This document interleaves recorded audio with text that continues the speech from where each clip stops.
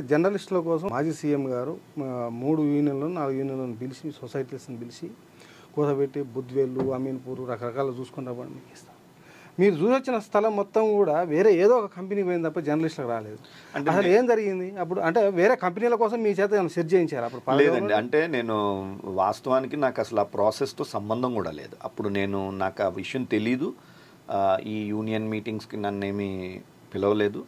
నేను మీకులాగా వినడమే తప్పితే నాకు జరిగింది ఏం లేదు. అయితే ఒక యూనియన్ నాయకుడు ఒక ఆయన ఏం చెప్పారంటే నాకు ఫోన్ చేసి, మీరు కూడా ఆ జియోని రద్దు చేసుకుంటూ రిలింక్విష్ చేసుకుంటూ మనం ఆ ల్యాండ్ని మీరు కనుక ఒక లెటర్ ఇచ్చేస్తే అందరికీ కలిపి ఒక 100-200 ఎంత అంటే మీకు కూడా ఇది ఇప్పుడు ఎలాగా ఎంత తక్కువ స్థలం వస్తుందేమో కదా సో అని చెప్పి ఆయన చెప్పడం జరిగింది.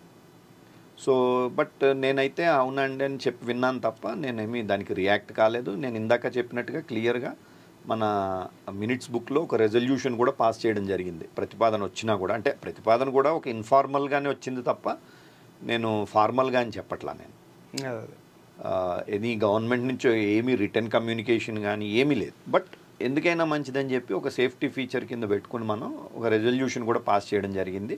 ఇట్లాంటి ప్రతిపాదన వచ్చినా కూడా మనం ఏమీ కోర్టులో కేసు ఉంది కాబట్టి ఏ నిర్ణయం అయినా సరే కోర్టు కేసు తర్వాత అవుతుంది తప్ప ముందుగా తీసుకోవడం జరగదని మనం పెట్టడం జరిగింది.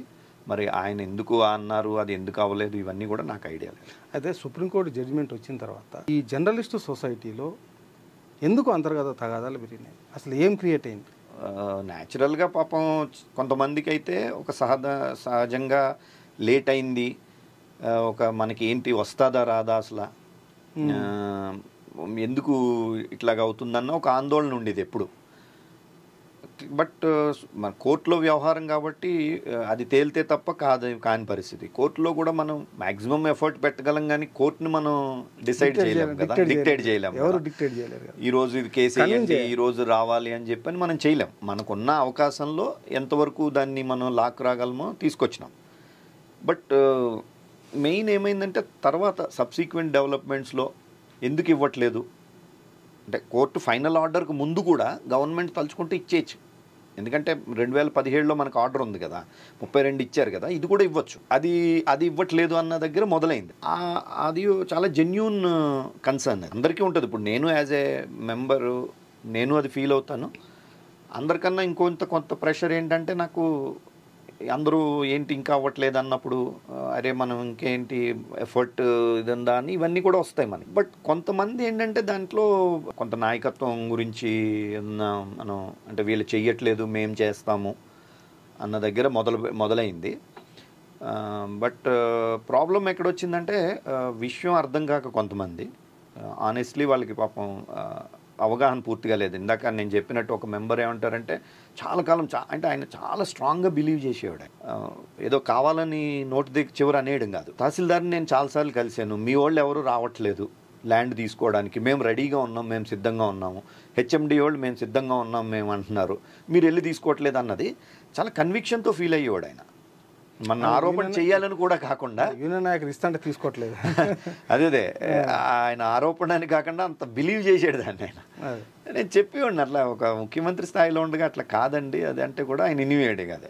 అది అలా కొంతమందికి ఏంటి మేము 2008లో పెట్టినప్పుడు నేను ఒక డైరెక్టర్ కింద ఉంటానని చెప్పి ఒక ఫౌండర్ మెంబర్ ఆయన మనం 5 ఏళ్ళు కాలేదు కదా అన్నప్పుడు ఆయనకి స్వతహాగానే నేను మరి ఫౌండర్ మెంబర్ని కదా, సో నాకు ఇది అవకాశం ఉండాల్సిందని ఆయన అనుకుని ఉండొచ్చు. ఇట్లా రకరకాల కారణాలు కొంతమంది.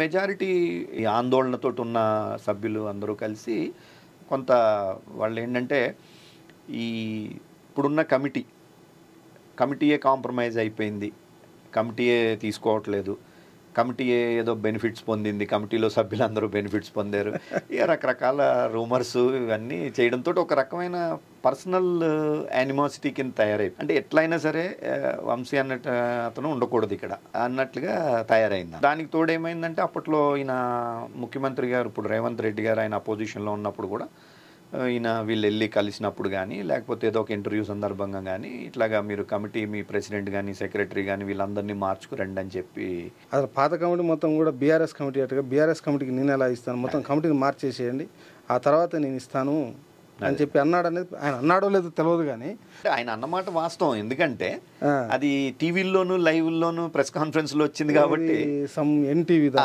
అది 2-3 సందర్భాల్లో కూడా చేశారు. 2-3 సందర్భాల్లో కూడా అది రిపీట్ చేయడం జరిగింది. మీరు కమిటీని మార్చుకురండి అని చెప్పని. సో ఎలక్షన్స్కి ముందే, ఇన్ఫ్యాక్ట్ ఎలక్షన్కి ముందు రోజు 29th నాడు నేను ఆయన్ని కలవడం జరిగింది. ఎందుకంటే ఎక్కడో చోట క్లారిఫై చేయాలి ఇది.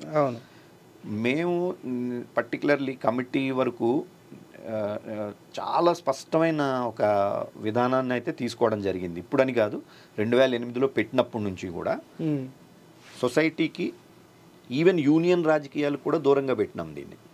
సొసైటీ హౌసింగ్ సొసైటీ ఒక స్పెసిఫిక్ పర్పస్. పాలిటిక్స్కి కానీ, పాలిటీషియన్స్తో కానీ, పొలిటికల్ పార్టీస్తో కానీ దీనికి సంబంధం ఉండకూడదు. దీనికి ఇది ఎప్పుడు కూడా ఎవరు గవర్నమెంట్లో ఉన్నా సరే గవర్నమెంట్తో మనం చర్చల ద్వారా పరిష్కరించుకోవాలన్నది మన ఒక స్టాండ్ తీసుకోవడం జరిగింది కమిటీ ఆ రోజుని. అది అప్పటి నుంచి ఇప్పటి వరకు కూడా అదే కంటిన్యూ చేయడం జరుగుతుంది. అందులో భాగంగానే కొంతమంది మనం ఒక పొలిటికల్ యాక్టివిటీని, అంటే ఒక బీజేపీని లేకపోతే పొలిటీషియన్స్ని ఇన్వాల్వ్ చేయడము, ఆల్ పార్టీ మీటింగ్ పెడదామని, కొంతమంది ఏంటంటే ఒక నామినేషన్స్ వేద్దాము ముఖ్యమంత్రి గారికి, అంటే స్పెసిఫిక్గా మెన్షన్ చేయడం జరిగింది వాళ్ళు. అంటే జనరల్గా మనం ఎన్నికల్లో పోటీ చేయాలి, నేను పలానా చోట పోటీ చేస్తారనంటే అది ఇండివిజువల్ డెసిషన్. బట్ ఇది సొసైటీతో కూడా లింక్ జరిగి ఉంది. ఇది సొసైటీ ప్రయోజనాలు తీరట్లేదు కాబట్టి, సొసైటీకి ల్యాండ్ ఇవ్వట్లేదు కాబట్టి, ఇందుకు మేము నిరసనగా అధికార పార్టీ ఎమ్మెల్యేలను ఓడించాలా, అధికార పార్టీ ముఖ్యమంత్రి గారు నామినేషన్ వేసే చోట మేము నామినేషన్లు వేయాలన్నది వాళ్ళు ఒక పిలుపునిచ్చారు. యాజ్ ఏ సెక్రటరీ నాకు ఒక మ్యాండేట్ ఉందండి.